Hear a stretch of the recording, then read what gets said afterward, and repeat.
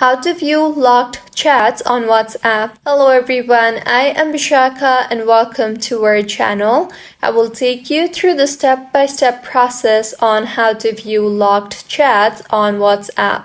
Now, let's get right into the tutorial. Firstly, go ahead and open App Store on your device and further tap on the search bar and search for WhatsApp. Make sure the app is updated to its latest version for the app to function smoothly. Mine is showing open here, which means the app is up to date. If not, it would show update instead of open. Now go ahead and open the WhatsApp application on your device. Here, as you can see, the locked chat feature is not available at the moment.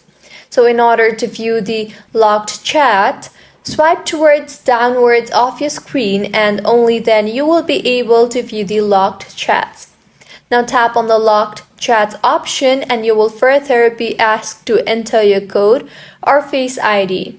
So go ahead and enter that, and with this you will be able to view the locked chats on WhatsApp. If you find this tutorial helpful, please make sure to like the video and do subscribe to our channel for more contents like this.